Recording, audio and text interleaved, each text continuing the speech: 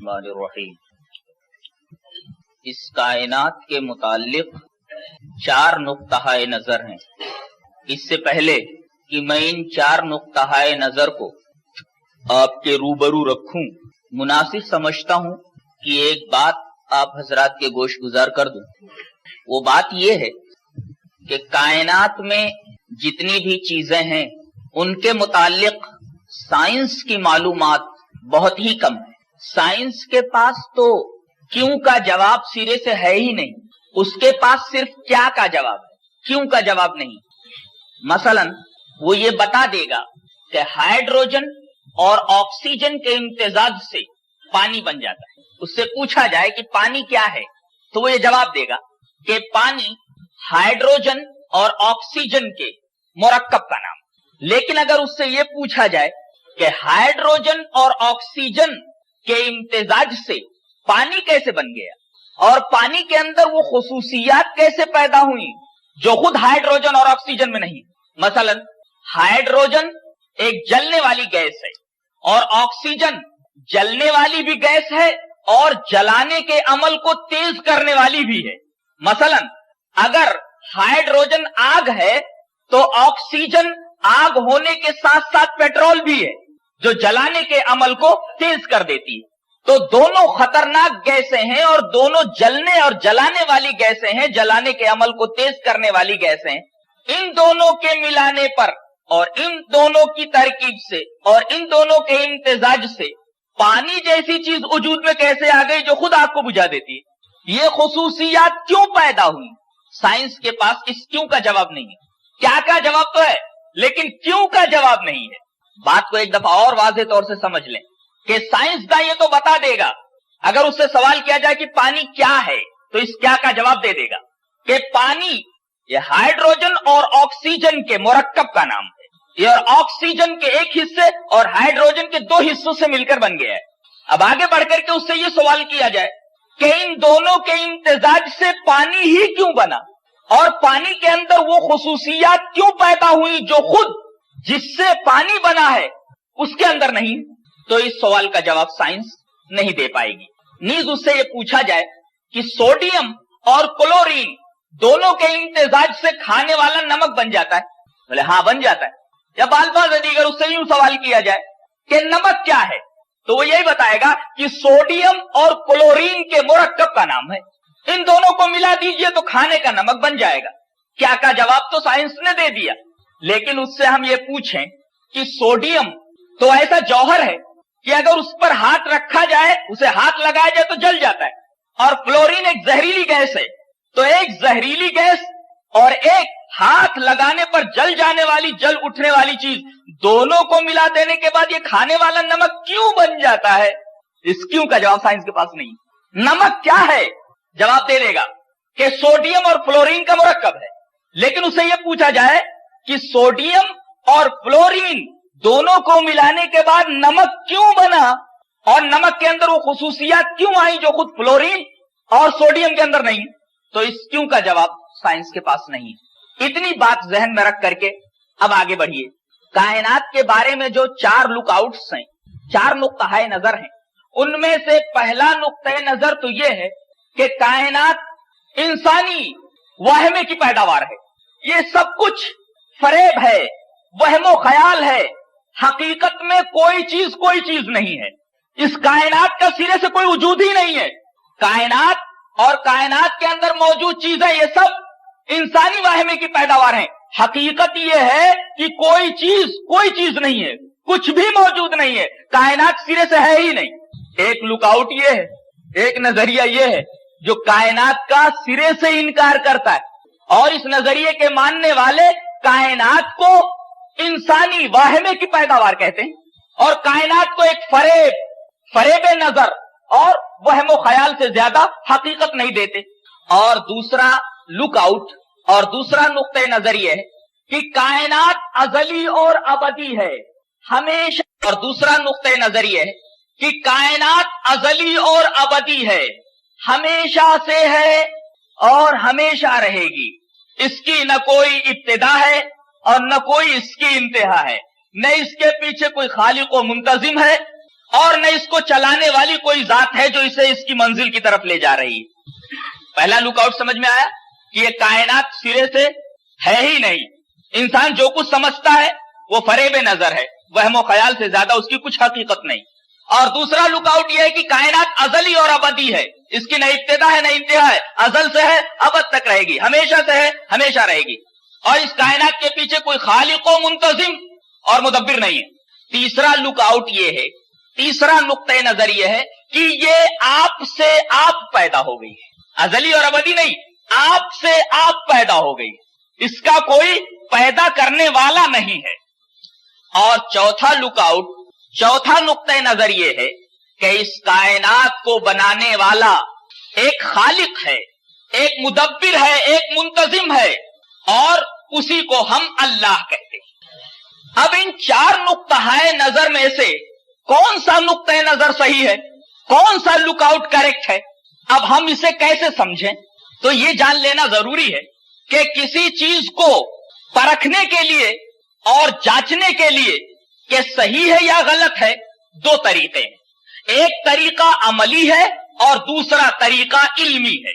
کسی چیز کو پرکھنے کے دو طریقے ہیں، ایک علمی طریقہ ہے اور ایک عملی طریقہ ہے۔ علمی طریقہ تو یہ ہے کہ کسی بھی نقطۂ نظر کو، کسی بھی بات کو، کسی بھی لک آؤٹ کو عقل کی کسوٹی پر رکھ کر پرکھا جائے اور ان کے دلائل کو عقل کی میزان پر رکھ کر تولا جائے اور پتہ لگایا جائے کہ ان دلائل کا کیا حال ہے اور ان دلائل کے اندر کتنا وزن ہے۔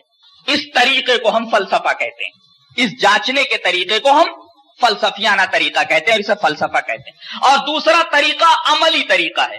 عملی طریقہ یہ ہے کہ کسی بھی نقطۂ نظر کو، کسی بھی رائے کو، کسی بھی نظریے کو، کسی بھی لک آؤٹ کو، کسی بھی بات کو، کسی بھی مفروضے کو صحیح مان کر اسے بنیاد بنا کر تجربات کی کسوٹی پر پرکھا جائے، تجربہ کیا جائے، تجربات کی کسوٹی پر رکھ کر اسے پرکھا جائے اور وہاں سے جو جواب ملے اسے تسلیم کر لیا جائے۔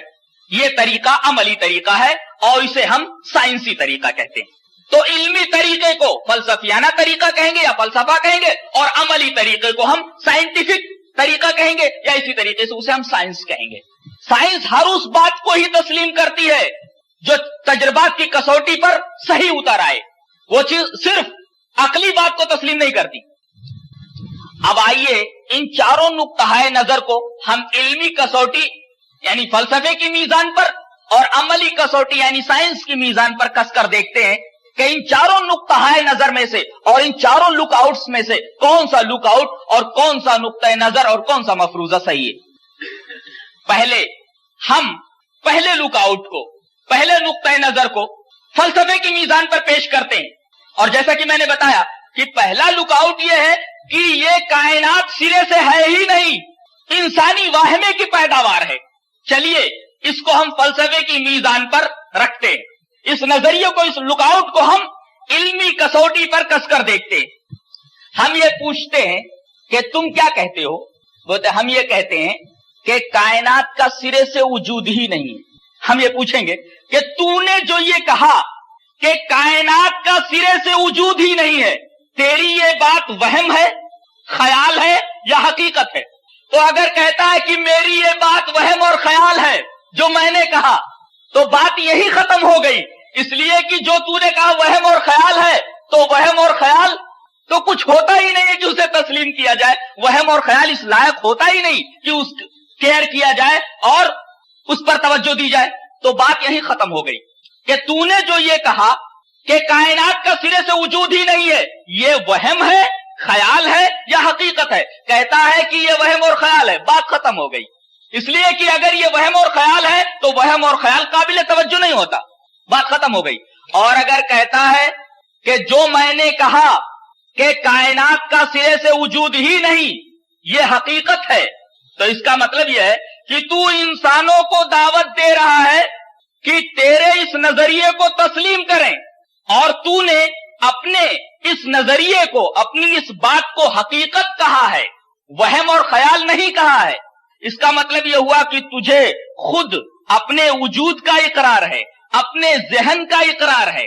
اسی طریقے سے लोगों के वजूद का भी इकरार है, इसलिए कि इस बात को तू किसके सामने पेश कर रहा है, कुछ लोग होने चाहिए। और ये बात तूने कहां से कही है? अपने जहन से कही है। और तू ये कहता है कि सब कुछ वहम और ख्याल है, तो वहम और ख्याल से हकीकत वजूद में कैसे आई?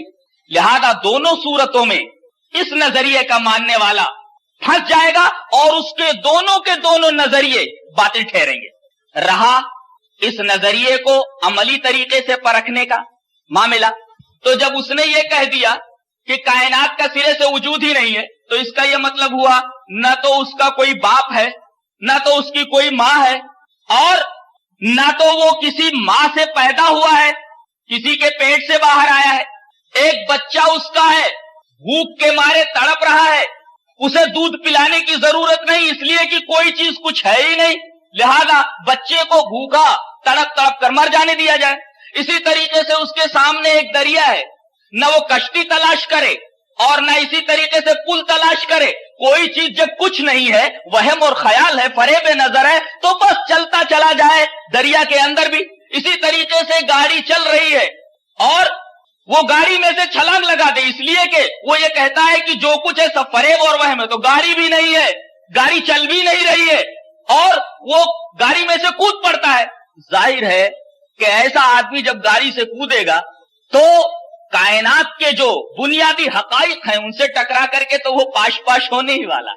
लिहाजा जब इस नजरिए को हम साइंस की मीजान पर रखते हैं, अमली तरीके से इसको जांचते हैं, तो ये नुक्ते नजर बोगस ठहरता है। तो गोया कि पहला नुक्ते नजर फलसफे की रूह से भी गलत है और साइंस की रूह से भी गलत है। रहा दूसरा नुक्ते नजर कि ये कायनात अजली है, अबदी है, इसकी न कोई इब्तिदा है न कोई इंतहा है, हमेशा से है, हमेशा रहेगी। अब हम उससे सवाल करते हैं इस नजरिए के मानने वाले से कि बताओ, एक कुल है, ये पूरी कायनात है, और कायनात किस चीज का नाम है? कायनात बहुत सारी चीजों से मिल करके बनी है। कायनात किसी एक चीज का नाम नहीं है, बल्कि कायनात बहुत से अज्जा से मिल करके एक कुल की हैसियत रखती है, उसी का नाम कायनात है। बहुत से अज्जा से मिल करके और बहुत से अज्जा के कुल को कायनात कहते हैं। मसलन इंसान, नबातात, जमादात, हैवानात और जितनी भी चीजें हैं सब मिल करके तब जाकर के एक कुल बनता है जिसका नाम कायनात है। कायनात किसी एक चीज का नाम नहीं है, कायनात बहुत सारे अज्जा के मजमूए का नाम है। अब हम ये पूछते हैं कि कायनात के जो अज्जा हैं, मसलन इंसान, हैवानात, नबातात, जमादात, इनमें से कोई फना होता है या नहीं? तो हम ये देखते हैं कि इसमें बहुत सारे अज्जा फना हो जाते हैं। हमारे सामने एक दरख्त जमीन से उगता है, हमारे सामने पल करके जवान होता है, और हमारे सामने ही वो बड़ा होता है, बूढ़ा होता है, और यहां तक कि सूख जाता है और वो किसी चूल्हे का ईंधन बन जाता है, फना हो जाता है। इसी तरीके से एक इंसान को देखते हैं कि वो पैदा होता है, वो बचपन के अय्याम गुजारता है, जवानी के हसीन लम्हात गुजारता है, बूढ़ा होता है और मर जाता है, और उसे दफन कर दिया जाता है, मिट्टी में मिल जाता है, फना हो गया। इसी तरीके से कायनात की हर शय का यही हाल है। तो जब कायनात बहुत से अज्जा से मिलकर के कुल बनी है, उस कुल का नाम कायनात है, और जब उसके अज्जा फना होते रहते हैं, इब्तिदा इंतहा है, तो इस कायनात को अजली और अबदी कैसे कहा जा सकता है? जब इसके अज्जा अजली और अबदी नहीं है, तो ये कुल कैसे अजली और अबदी हो सकता है? ये बात ना समझ में आने वाली है, और इसके पीछे कोई मजबूत दलील नहीं है। इसलिए कि हम ये देख रहे हैं कि कायनात के अज्जा फानी है, उनकी एक इब्तिदा इंतहा है, और तुम कहते हो कि कायनात अजली और अबदी है। तो हम ये कहते हैं कि कायनात जब अजली और अबदी है तो उसके अज्जा अजली और अबदी क्यों नहीं है? उसको हम देखते हैं उनकी इब्तिदा इंतहा है, वो फना हो जाते। इसका मतलब यह है कि कायनात की इब्तिदा है, इसलिए कि उसके अज्जा की इब्तिदा और इंतहा है। तो इस कायनात की इब्तिदा और इंतहा क्यों ना मानी जाए? अजली और अबदी कैसे तस्लीम कर लिया जाए? लिहाजा ये दूसरा लुकआउट भी और दूसरा नजरिया भी साइंटिफिक नहीं है, फलसफे की रूह से भी गलत है और इसी तरीके से मुशाहदे की रूह से भी गलत है। फलसफा भी इसका इनकार करता है और साइंस भी इस बात का इनकार करती है कि कायनात हमेशा से और हमेशा रहेगी। तीसरा नजरिया यह है कि ये अचानक वजूद में आ गई, अचानक वजूद में आ गई, आप वजूद में आ गई। अरे जो चीज सिरे से हो ही नहीं, عدم محض ہو وہ آپ ہی آپ وجود میں آ سکتی ہے. ایک محمل جملہ ہے. اس کی اگر تشریح کی جائے تو کوئی آدمی اس کی شرح نہیں کر سکتا, اس کی وضاحت نہیں کر سکتا. ایک چیز آپ ہی آپ وجود میں آ گئی, سرے سے تھی ہی نہیں تو آپ سے آپ وجود میں کیسے آ گئی؟ اگر اس جملے کا تجزیہ کیا جائے تو آپ کو یہ جملہ بالکل محمل لگے گا, بالکل لایانی اور فضول لگے گا. یہ جملہ حقیقت پر مبنی آپ کو نہیں لگے گا. کوئی چیز تھی ہی نہیں, آپ سے آپ وجود میں آ گئی. چیز تھی ہی نہیں سرے سے, آپ سے آپ وجود میں آ گئی. یہ جملہ ہی سرے سے غلط ہے. لہذا یہ تیسرا نظریہ بھی اپنے جملے کے اعتبار سے ہی غلط ہے. لہذا اسے نہ تو فلسفے کی میزان پر پیش کرنے کی ضرورت ہے اور نہ تو سائنس کی میزان پر پیش کرنے کی ضرورت ہے. کوئی یہ کہ اپنے آپ وجود میں آ گئی ہے تو آپ اس سے یہ کہیے کوئی چیز تھی ہی نہیں جب, تو آپ سے آپ وجود میں کیسے آ گئی؟ ذرا اس بات کو پھیلا کر نہیں بیان کر سکتا. گویا کہ اس نقطۂ نظر اور اس لک آؤٹ کے پیچھے بھی کوئی مستحکم دلیل نہیں ہے, کوئی ٹھوس بنیاد نہیں ہے اس کی. لہذا جب تینوں کے تینوں نقطۂ نظر غلط ٹھہرے تو آخری نقطۂ نظر دل کو لگتا بھی ہے اور وہی ثابت ہوتا ہے کہ یہ کائنات نہ تو اپنے آپ بنی ہے, نہ یہ کائنات فریب نظر ہے, وہم و خیال ہے, نہ انسانی واہمے کی پیداوار ہے, اور نہ یہ کائنات ازلی اور ابدی ہے, بلکہ اس کائنات کا ایک خالق ہے. اس نے ایک وقت متعینہ پر اس کو پیدا کیا ہے اور ایک وقت متعین پر اس کو فنا کر دے گا. یہ نظریہ عقل کو بھی اپیل کرتا ہے, سائنس کو بھی اپیل کرتا ہے, فلسفے کو بھی اپیل کرتا ہے, اور یہ نظریہ دل کو لگتا بھی ہے. تمام نقطۂ نظر میں اور تمام نظریات میں سب سے پیارا اور اچھا دل کو لگتا ہوا نظریہ اور عقل کی میزان پر اور سائنس کی میزان پر تل کر کے پورا کا پورا اترنے والا نظریہ یہی صحیح ہے کہ اس کائنات کے پیچھے ایک خالق کا ہاتھ ہے, ایک مدبر کا اور ایک منتظم کا ہاتھ. آپ یہ سوال کر سکتے ہیں کہ چلو تو یہ کہتا ہے کہ کائنات آپ سے آپ وجود میں آ گئی, ایسے ہی ٹھیک ہے آپ سے آپ وجود میں آ گئی, لیکن اس کائنات کے اندر یہ ترتیب کیسے آ گئی؟ سورج خاص فاصلے پر ہے, اگر وہ فاصلہ کم ہو جائے تو زمین پر انسانی زندگی محال ہو جائے. چاند ایک خاص فاصلے پر ہے, زمین ایک خاص رفتار میں اپنے محور پر گردش کر رہی ہے, ایک خاص رفتار میں سورج کے ارد گرد گھوم رہی ہے. سورج اپنے پورے نظام شمسی